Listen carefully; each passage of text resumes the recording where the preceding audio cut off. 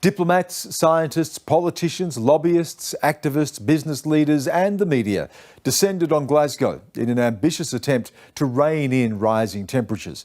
But a last-minute coal compromise cast a shadow over the conference. In a show of geopolitical muscle, India and China watered down the key commitment from phasing out fossil fuel to phasing down. Now, climate has opened a window, though, to potentially improve relations between the two biggest polluters, China and the United States, and we're going to have more on that in a moment. First, though, we'll go to London and our correspondent Isabella Higgins, and in Canberra, our political editor Andrew Probyn. Nice to have both of you with us.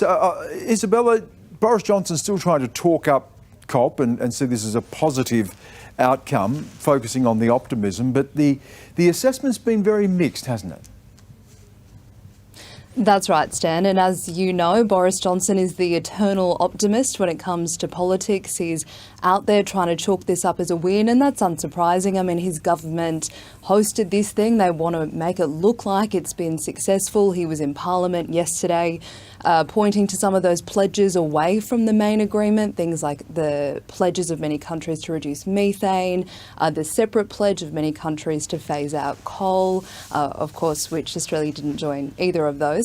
But across the other side of Parliament, you had the leader of the opposition who said this deal was a stagger forward when the world needed great strides. And that's really the rhetoric that we're hearing out of Europe too. The chief negotiator for the European Union has really expressed his dismay about this, saying that we've let down future generations, saying that it is the countries who really can't afford this that will feel this first, and that it was the greed of the Western world in this deal. So there's been some very, very strong language and some very strong disappointment that's come out of Europe, also out of the UK. I mean, the president of the COP, the Conservative MP Alok Sharma, was in tears when he was announcing this final agreement, and particularly that language around coal when he was talking about that watered down language, the phasing down of coal rather than the phasing out. He was very emotional, and I'm sure Andrew's going to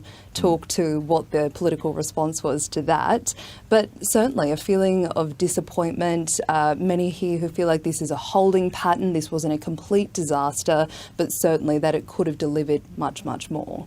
And Andrew, just on that whole idea of coal and Australia's involvement in Glasgow, it's a reminder, isn't it, that yes, you can go to Glasgow if you're Scott Morrison, but you've always got an eye on Australia, and all politics is local, and we're seeing this being played out now in the lead up to an election, aren't we? Yeah, totally. Look, Stan, Glasgow was never one of Scott Morrison's priorities. Climate change is certainly not one of Scott Morrison's priorities. He's not a climate skeptic, but he's no campaigner on it. He knew that his job this year was to ensure that the coalition backed in net zero by 2050. It was, according to some nationals, a pretty close-run thing. Some of the nationals were still prepared to walk.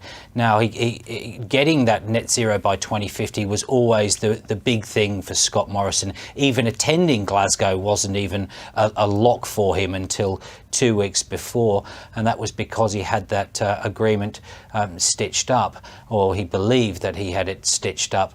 So when it comes to coal, though, this is the big grinding problem for Australia. Coal provides up to 70% of our power. It's our second biggest export, and it's on for those two reasons that Scott Morrison had his anxieties. Now, this decision to phase down coal as opposed to phasing out it would be largely welcomed inside government, but it's also anticipated, quite frankly. The government's own modelling showed that the value of the coal sector to the Australian economy would halve by 2050, but halving is nowhere near eliminating. On the politics of it, though, Glasgow really doesn't change the politics back in Australia one iota. We have a Scott Morrison who has got what he needs to get, and that was that net zero by 2050, and with the Labor Party now trying to work out what it wants to do. It knows that there is going to be limited value in being too ambitious if that only gives Scott Morrison a scare campaign. So it needs that sort of Goldilocks solution. It needs to be a bit more ambitious, but not so ambitious as to bring on the hounds.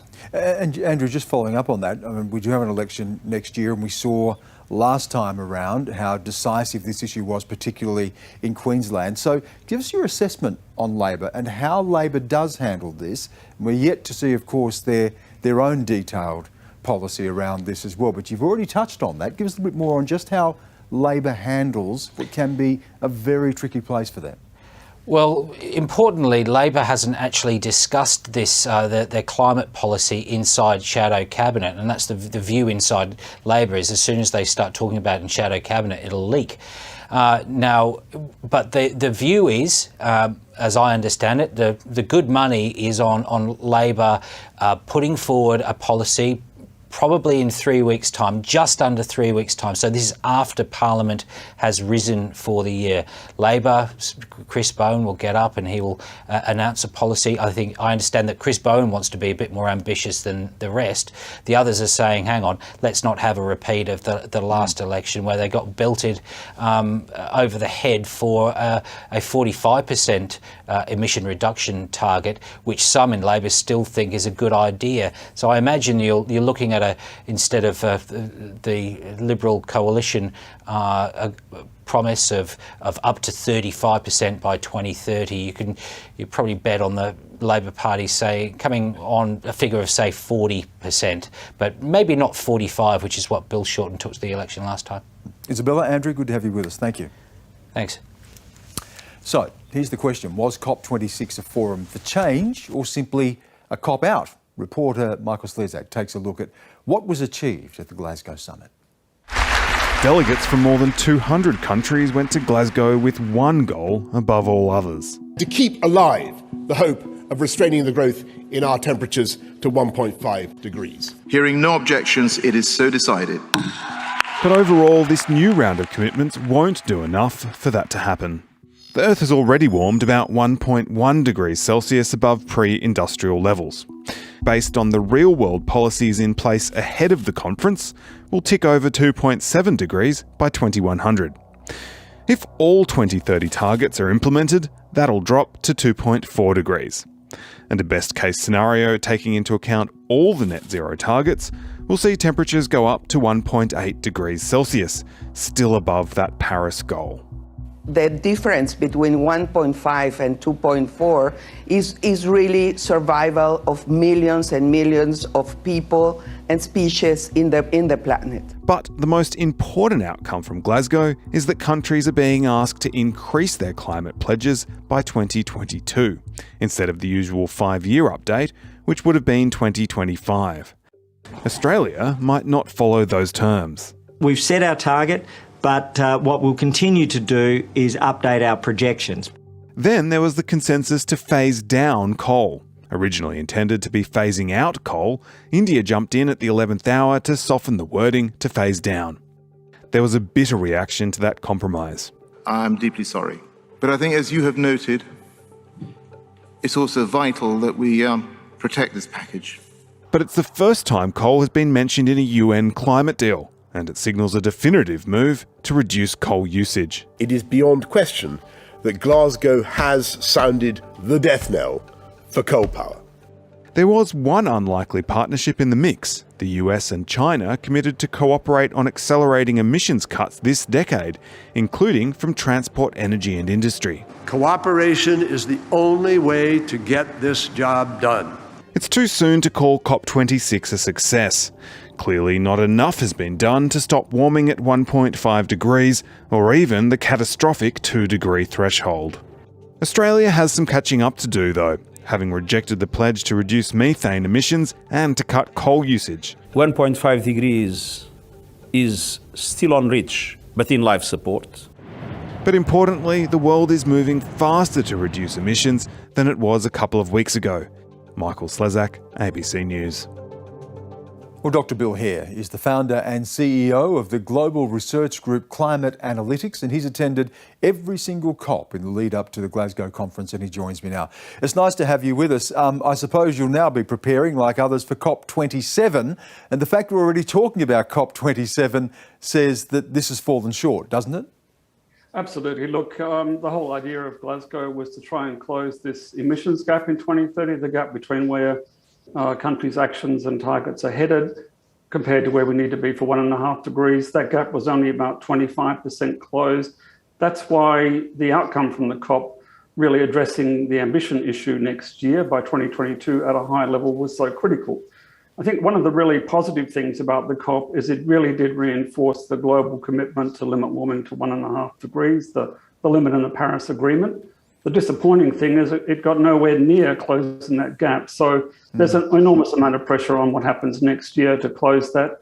And I think that's the most important thing that's come out of Glasgow. And this is the problem, isn't it? We see this time and time again. It's the gap between commitment and ambition and reality. And when fossil fuels still occupy the overwhelming power supply for the world, when countries like China continue to build more coal-fired power stations, when in Australia 70% of our energy comes from coal, the second biggest export, it's not enough, as Boris Johnson says, that this has sounded the death knell for coal. It surely hasn't.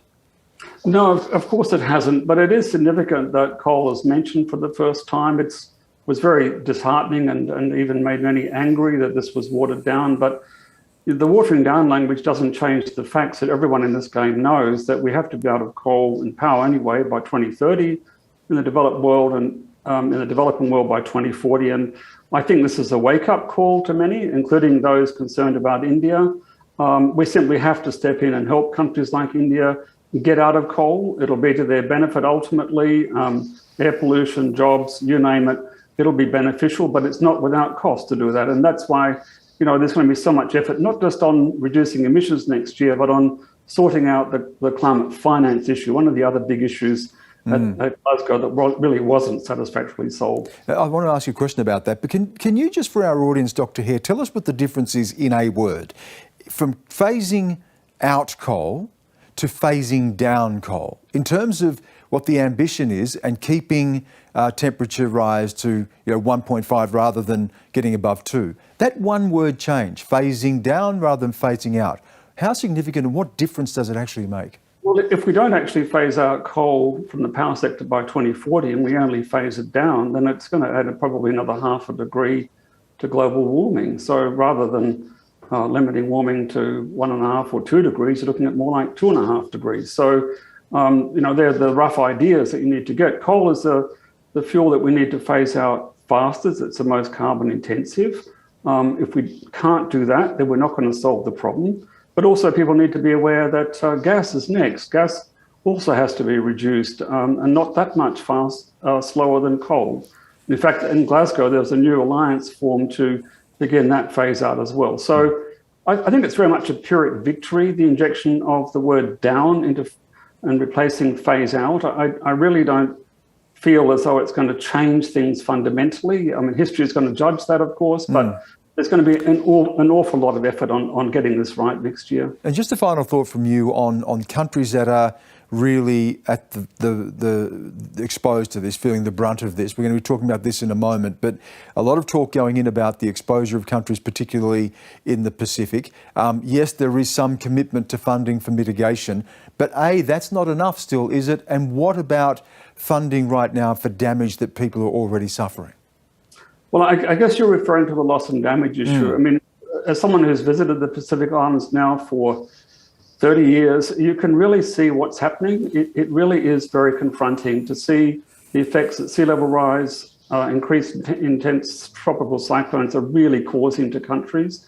They're beginning to lose their economic integrity, they're losing their water supply, and so on. This is what we call loss and damage. And that was really another disappointing part of Glasgow, that these countries wanted a special fund for loss and damage to help them cope with the economic and social shocks of climate change. That wasn't solved, but I'm optimistic that by Egypt next year we'll get there. The bigger countries will come around and say, this is something that's our deal. We have to deal with this. So I think that's a really fundamental issue. And look, loss and damage is happening everywhere. We're seeing it in Australia. We're seeing it in the Torres Strait Islands. We're seeing it in our infrastructure being damaged and lost. So it's something that we can cope with, but in poorer countries, it's almost impossible.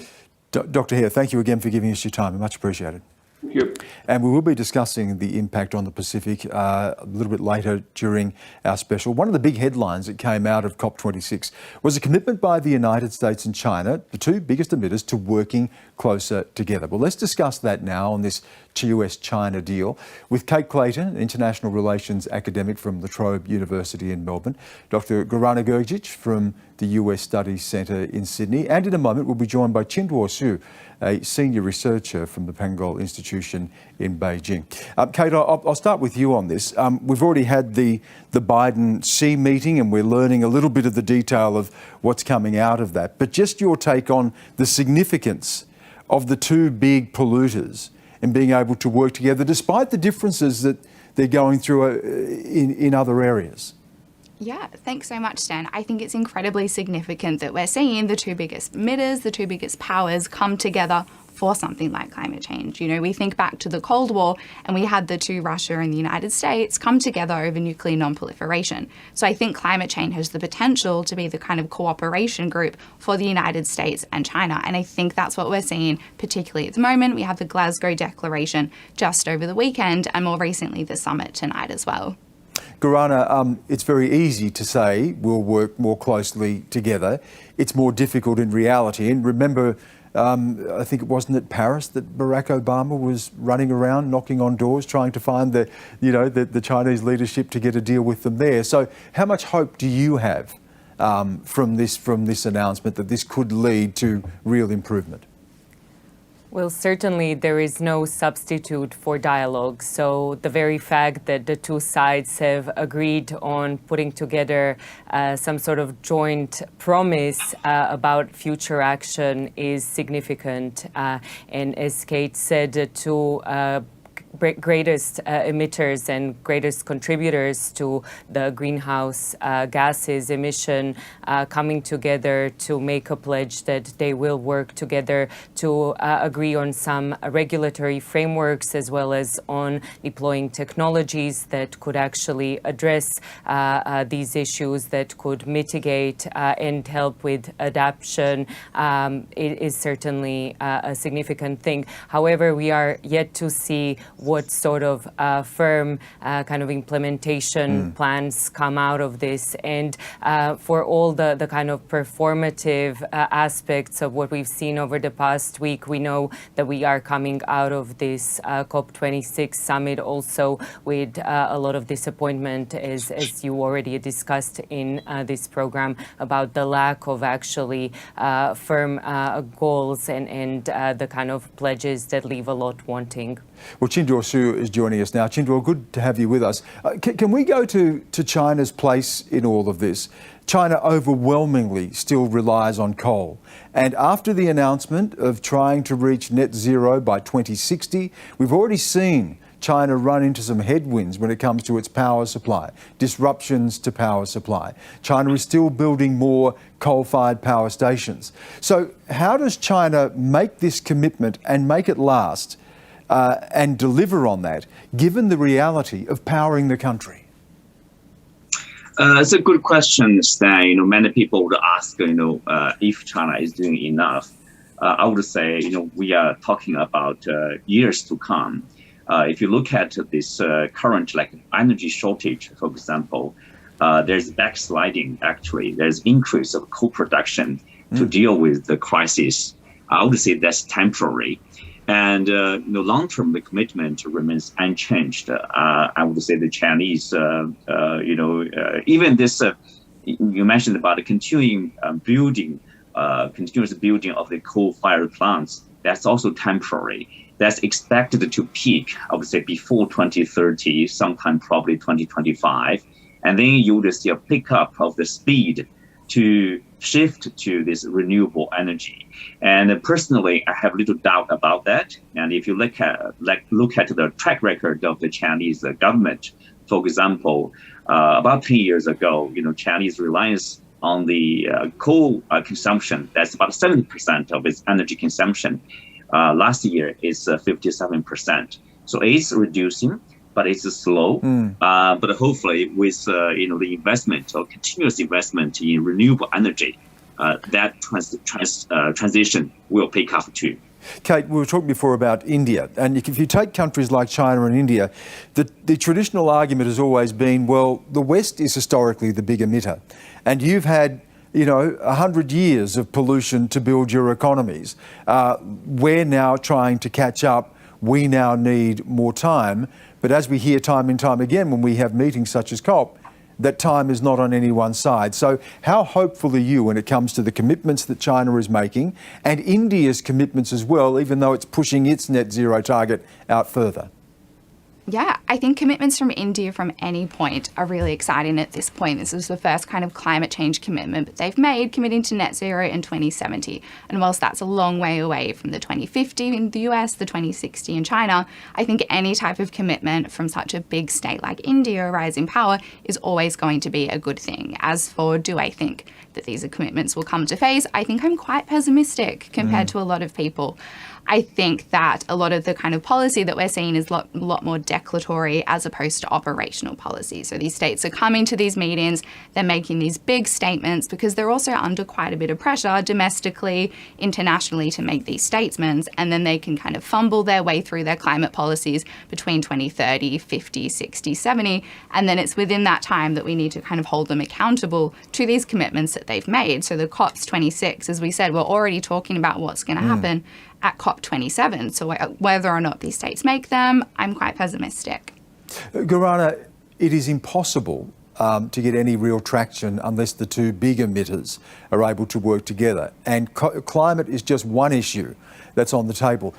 Joe Biden and Xi Jinping have had this virtual hookup today. Are you hopeful that coming together on an issue like climate opens the door for a broader rapprochement, a reset in relations between the two big powers? So Joe Biden, even before he became the president, in one of his key foreign policy declarations and sort of an essay that he penned back in 2020, said that what he wants in terms of the management of U.S.-China relations is to find areas of cooperation and those other areas of competition where actually cooperation can be achieved. Climate change was top on that list of areas of cooperation, and Biden administration is betting big that basically it can compartmentalize the relations and that it could open up space for working on potentially other issues down the line as a sort of confidence building mechanism. We are yet to see where that leads. Obviously other issues where there needs to be some sort of agreement around those, as Joe Biden calls them, guardrails or some sort of rules of the road on issues like arms control or even the response to the pandemic. There is a plan. And Taiwan, again, you can add to that. And Chinbo, I'll come to you on that. There are so many red button, hot button issues between the two big powers. Is the view in China that climate change and cooperation there could be a way of resetting the relationship? Or are those tripwires, questions of human rights, questions about Taiwan, questions about the South China Sea, questions about tension over trade, too insurmountable to come together as something like climate? Well, if you look at the response from the Chinese side and the readout from the Chinese side is very, I would say, positive, optimistic even, to the point that the two leaders, they have sit down for more than 3 hours, basically to touch upon all the issues you mentioned, in particular the Taiwan issue. But I also want to point out, the climate change cooperation so far, it seems that is the outcome of a close, intense engagement by the two sides. So there's a joint declaration, the two largest emitters. So it shows like engagement or the dialogues, how important they are. The Trump people dismissed those dialogues and canceled all those dialogues. So that created a lot of problems and even misunderstanding, misperception, or misconception over issues like Taiwan. That's more dangerous. I would say from a Chinese point of view, they would love to build upon that kind of optimistic atmosphere to expand the cooperation between the two countries. It's really up to Washington right now. You remember, Washington redefined this relationship with China. It's more now focused on competition or strategic competition. In their words, like intense competition. How far we can go, and in what way that can be maintained in a way that will not run out of control and become conflicts. In particular over the issue like Taiwan. 30 seconds left. Unfortunately, Kate, we're almost out of time. But an election looming in Australia. Climate, of course, was an issue last time. Coal mines was an issue last time. In the wake of COP, how big an issue do you see it looming again next year? I think the closer COP is, COP26, COP27 is to an election, the more of an election issue that it's going to be. It's always been an election issue in Australia. We have Labor with their climate policies, Liberals without their climate policies. So I think what's going to happen is we're going to continue to see that division. But I think at the state level, states are making commitments and they're working really hard. And I think the work of the states needs to be recognised. And I know that when we have international events, that's less so, but I think it's going to be a big issue within the election. It's a pleasure to have you with us, Kate. Thank you so much. Gorana, always good to see you, and Chindwa as well. Thank you. Thank you. Cool, thank you. Well, Siobhan McDonnell from the ANU has over 20 years' experience working with Indigenous people in Australia and the Pacific on climate change. She was the lead negotiator for Fiji at Glasgow, and I spoke with her before she got on her flight back to Australia. I started by asking her to give us a sense of how vulnerable countries are already being affected by climate change. Yeah, so I think that's a fantastic question. So loss and damage is happening now. Climate impacts are happening now. So across the Pacific, for example, we've seen 2 Category 5 cyclones in the last 5 years. So people will know the stories of atoll nations. They will know the stories of sea level rise. They will know the stories of existential threats. What they often don't know is that after cyclones often happen, there are these cycles of drought. They may not know, for example, that PNG has had a massive frost that destroyed huge areas of crop failures and left huge areas of the population without food. So we have, across Melanesia, we have subsistence farmers, over 80% of the population that farm and live that as their way of life. So as weather patterns change, as climates change, people's whole ways of life are under threat. And that's through no fault of their own. I mean, this is a region in the world that emits almost no carbon and are hugely, hugely impacted. As people's ways of life are impacted, so are their cultural practices, so too are, so much of the fabric of the way that they've been existing for thousands of years. So this is really what we're starting to kind of drill into when we're starting to talk about these elements of loss and damage. We're looking at communities that are facing resettlement issues. We're talking about sea level rise and inundation, not just on atolls, but also the entire population of the Pacific is coastal. So what that looks like in the future as sea level rise causes freshwater inundation issues is incredibly dramatic across the entire Pacific. Those are the kinds of impacts that we're talking about. And Siobhan, given what you've outlined then, why are we seeing this resistance from wealthy nations, in particular the big emitters, to a damages fund? So, I mean, this is a story that I've just spent 3 weeks negotiating. What we asked for, and it was the Pacific that put forward the proposal. It was Fiji that put forward the proposal, along with Tuvalu, our loss and damage climate champion. So we drafted the proposal, we put it forward, we got the support of the of AOSIS, of the Small Island States, Alliance of the Small Island States, and then we went to the G77, the entire global South, and we got 6 out of 7 of people across the world to support the proposal. That's essentially what the G77 and China represent. And then we went to the rest of the parties and said, here is our proposal. We want a standalone facility to provide loss and damage, but we understand that that is a big ask. So what we're asking you to do is to partner with us and to form a committee. Very small, discrete ask.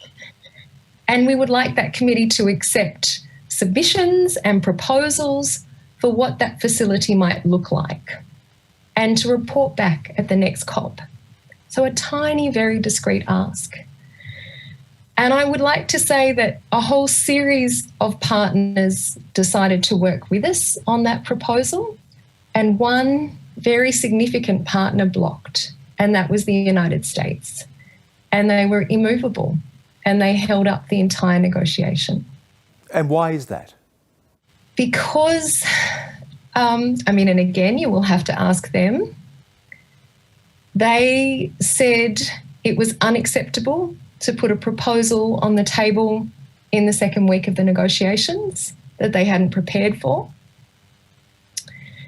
They said that this would reorient the entire climate finance scheme.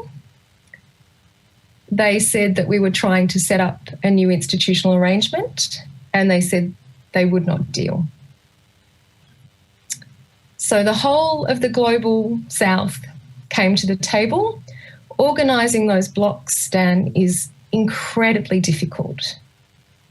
That is 18, 19 hours of negotiating a day. I mean, that is incredibly difficult to come up with a shared position across that many countries. It takes days and days and days of negotiating. And we came in good faith with a proposal. We said a loss and damage finance facility is inevitable. It is something we've asked for 20 years. It will happen. But let's begin that conversation. Let's both put submissions forward. Let's establish a committee together. And let's begin the discussion around what that might look like. Now, I want to talk as well, Siobhan, about the voice of vulnerable communities that you represent and Indigenous peoples, how they're being heard versus the voice of powerful nations. One of the big things to come out of this was the commitment from China and the US to work together. Do you take hope away from that? China has to be part of the solution. China and India have to be part of the solution going forward. The whole of the world has to be part of the solution going forward, but we have to bring China and India to the table. Otherwise, we can't solve these problems. That is the pragmatic reality. So I think, I want to kind of pull back to your question around whose voices are heard, because in my work, I work across the Pacific and I work across Indigenous Australia, and there is an absence of voices. There are an absence of voices from Indigenous Australia in this process. This is state-based. So I have the honour of representing the Pacific. I represent Pacific Indigenous nations, but there are Indigenous people across the world who are so impacted by climate change who are not represented at all in this process, who are sidelined, and who have extraordinary knowledge and perspectives to put forward, who have incredible solutions to offer, and who are very much not at the table in these negotiations and arrangements going forward. And I think that's a huge loss to everybody, because we know that Indigenous people hold so much of the world's biodiversity. We know that they hold so many of the solutions to these problems. So there is so much to learn in this space. Well, Joseph Sekulu is the Pacific Managing Director of 350.org and was part of the Pacific Climate Warriors delegation at COP26. It's good to have you with us. We were just listening to Siobhan talking about the overall impact on the Pacific and trying to have voices heard.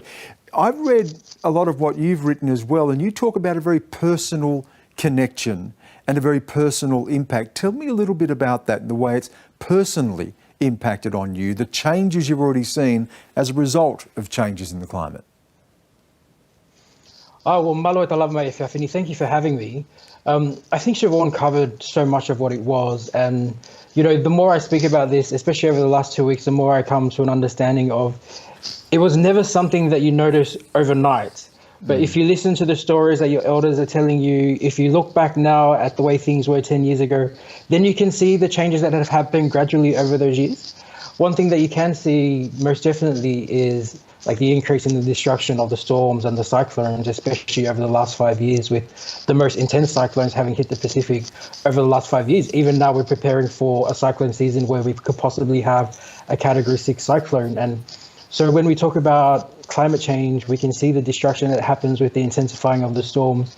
But most of the things that we are seeing have just slowly changed over time as the waters have slowly become in, as the weather patterns have changed, as the fish have moved, as livelihoods that are attached to the agriculture have changed. And so it's definitely something that is affecting everybody's everyday life. And Joseph, tell me about the decisions that maybe you've made them, decisions that other people are making right now, decisions about potentially moving, of lifestyle decisions, employment decisions. How is this impacting on you now and the actual decisions that people are having to make about their lives? It ranges across the Pacific. We have our low-lying atoll nations like the Marshall Islands, like Kiribati, like Tuvalu, where the threat of the rising seas is imminent, where people actually have to think about whether or not they're going to be able to live on their islands within these next 10 years. And so those are the people who are at the front lines of these conversations, of the negotiations, because really it is a fight for their survival. And so when they're coming into COP26, they're bringing with them a lived reality of their stories of what they actually have to think of today and why it's important for the decisions that are made today to ensure that they can either stay on their islands, which is what everybody wants, or are able to can continue to move through this world with dignity, which is what all people deserve. And Joseph, there is a commitment from the other countries to a mitigation fund, and they're looking at increasing that. I think $100 billion they'd like to get to at some point. But also questions about a fund for damages as well, which has not been forthcoming. What is needed? The high-emitting nations need to be held accountable for causing the climate crisis. And that's exactly what's needed. Vulnerable communities, frontline communities, Indigenous communities have paid the price for the climate crisis, and they have not contributed anything to it. And so when we talk about loss and damage, when we talk about climate finance, it's money that is owed to people who have contributed nothing to the climate crisis, but funds that are needed for them in order to adapt to the changing climate crisis. So people need to be able to find a way through this, and the high-emitting nations, Australia included, need to be held accountable for that, and they also need to pay for it. We've only got about a minute left, but I just want to put this question to you, and it's a difficult question, I know, given what you've outlined about the impact that you're going through. But in a country like Australia, where coal is the second biggest export, coal is overwhelmingly used for power, and there are communities that rely on their economies and their jobs directly related to coal. How do we manage that transition in a world where you're directly impacted, but here people in coal mining communities are also going to be impacted in different ways? This is where ambition comes into it, ambition and vision. And for the first time forever in the COP negotiations in the UNFCCC history, the phase down or the phase out of coal and fossil fuel subsidies have been mentioned. And so it comes down to our government to have a vision on how we can move forward beyond coal. How can we transition our people? How can we ensure that these jobs can transition to new jobs, new skill sets? How can we find a way forward? And it's not going to happen if we just continue to focus on what we have now. We already know the coal industry is dying, and we have to ensure that there is an alternative for our people to move forward to. And certainly that's going to be at the forefront of conversation here as we go into an election year, and as we've seen in other parts of the world, where there may be a commitment to phasing down coal, but not yet a commitment to phasing out. Joseph Sekulu, thank you again for giving us your time. All the best. Thank you. Thank you for having me. Thank you. Now, of course, we have seen a lot of youth activists as well in Glasgow. All of us know, of course, Greta Thunberg. There are others there as well, including Australians, among them 18-year-old Louis Mitchell, an Australian climate activist. Now, I spoke to him earlier, and I started by asking him if he walked away with any sense of optimism from COP26. I think I am optimistic. The Glasgow Climate Pact was obviously subpar, but I hope that it ignited some sort of spark to see stronger climate justice in the coming days, the coming weeks, and the coming months and coming years. At the end of the day, the Australian government was a loser at the summit, and it was a good show that we need to do more today. And I hope that comes out of COP. I hope that we do see stronger climate action, even if it wasn't achieved by the Glasgow Climate Pact. Louis, this is a common theme, and I put this question to others as well, but the difference between ambition and reality. There may be an ambition to phase down, or even in the best case scenario, as you say, phase out coal, but when fossil fuels still provide the overwhelming bulk of global power, is that ambition just not realistic? That's definitely a good point. I think the definite mood is that we need to shift away from fossil fuels, but except that's something we needed to be doing 20 years ago. We needed to be taking action before I was even born. And the fact that we're not seeing that even today is just making the situation more and more dire. Yes, there is definitely a space, there is definitely a gap between ambition and there's definitely a gap between ambition and what we're seeing today. And I think that only just points out that we need to be taking action even faster than we are already. We need to be really pushing for net zero as soon as possible. We need to be thinking about how we can remove emissions from our atmosphere. We need to be thinking about how we can take even further steps to reduce emissions as quickly as possible. And only that will make sure that we are on a path for 1.5 degrees, below 2 degrees, as close to a safe and livable future as possible. Louis, this is a question that's asked when we see people like yourself, young people, travelling to pursue this type of activism, about what you do to offset your own carbon footprint, given your own contribution by flying there to the very thing you're fighting against. Tell us what you do in your own personal life to offset your own carbon emissions. I firmly believe that we need climate action on a global scale. Individuals cannot solve the climate crisis by ourselves. We need to be seeing governmental systematic change. Personally, obviously, I'd fly as little as possible. Flying to Glasgow was the first time I've flown a long distance in a very long time. And I think it was definitely a decision that I had to make whether to go or not. And I think at the end of the day, there was very, very, very little youth engagement at COP from youth activists. I was one of only 2 people under 20 there from Australia. And it was I think it was very important to see that kind of engagement there. I am offsetting my emissions through multiple programs that approach different carbon offset projects in a just way. But obviously, we need to see new technologies, new ways of being developed to shift our economy at large shift our economy and society at large to a renewable future. Because at the end of the day, obviously, fossil fuel energy provides most of our energy. And it's not necessarily up to individuals to change that. It's up to businesses, it's up to governments to actually think about how they're contributing to the society in terms of emissions and how they can work to fix that. It's not up to the consumer, it's up to the manufacturer, it's up to the government. Louis Mitchell, a youth climate activist. That is our program for this evening. Thanks so much for watching. I'm Stan Grant. Bye for now.